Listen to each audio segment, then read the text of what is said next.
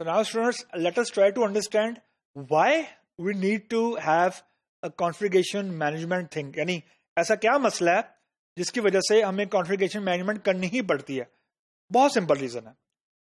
Development एक हमारा phase है, एक हमारा एक टेस्टिंग फेज है, एक हमारा प्रोडक्शन का फेज है, या आप कह लें कि यूएटी का फेज है. तो हर फेज के लिए जो आपका सॉफ्टवेयर का वर्जन है वो ऑब्वियसली सेम नहीं है. मतलब इससे क्या है? इससे मुराद ये है कि जब आपने फॉर एग्जांपल आपने डेवलपमेंट कर ली, तो डेवलपमेंट के बाद जब आप कोड हैंडओवर कर देंगे क्यूए डिपार्टमेंट को, तो they will be doing certain testing, और वो फिर रिपोर्ट बैक कर रहे होंगे डेवलपमेंट टीम को. तो डेवलपमेंट टीम उसी कोड बेस को अपडेट कर रही होगी जो क्यूए टीम के पास है. तो वर्जन डिफरेंट हो गया, नंबर वन. जब आपका, और अब in the context of the product ये सिचुएशन थोड़ी और ज्यादा कॉम्प्लिकेट हो जाती है कि जब आपने फॉर एग्जांपल जो क्यूए डिपार्टमेंट है उसने अपनी तरफ से जो कोड बेस है या जो प्रोडक्ट है वो शिप कर दिया क्लाइंट को, और क्लाइंट मल्टीपल है. फॉर एग्जांपल एक प्रोडक्ट के 10 क्लाइंट हैं और 10 क्लाइंट एक रिलीज यूज कर रहे हैं, यानी उसका कोड बेस कॉमन है. अब किसी पर्टिकुलर क्लाइंट को कोई इशू आया, कोई डिफेक्ट आया, और उस क्लाइंट ने रिपोर्ट किया क्यूए डिपार्टमेंट को, और क्यूए डिपार्टमेंट ने डेवलपमेंट टीम को कहा कि ये इशू को फिक्स कर दें.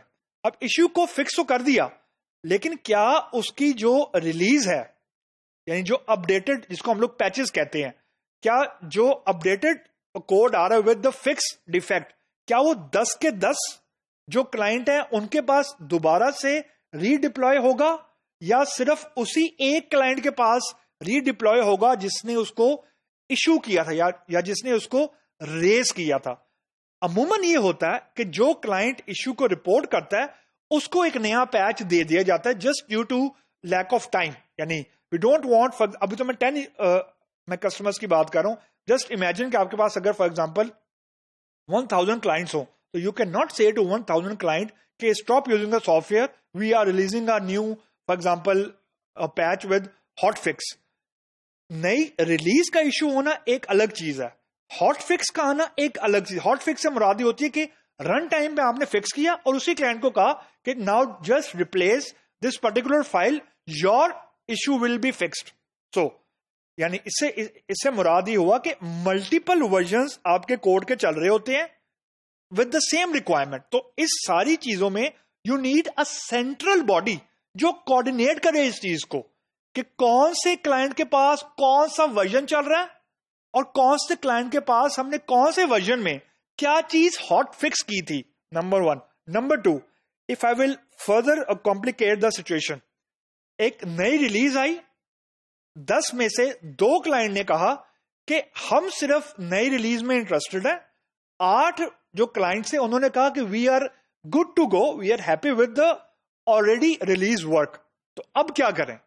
अब जो नई रिलीज आ रही है उसका कोड बेस 2 के लिए डिफरेंट है, 8 के लिए डिफरेंट है. मतलब you need to keep track of the code base, यानी कोड बेस से मुराद की कॉन्फ़िगरेशंस आपको सेव रखनी है ताकि यानी एक पर्टिकुलर क्लाइंट को उसकी अपना रिक्वायर्ड कोड और यानी अपनी रिक्वायर्ड फंक्शनैलिटी नजर आनी चाहिए, ना कि वो सारी फंक्शनैलिटी भी नजर आए जिसके उसने पैसे नहीं दिए.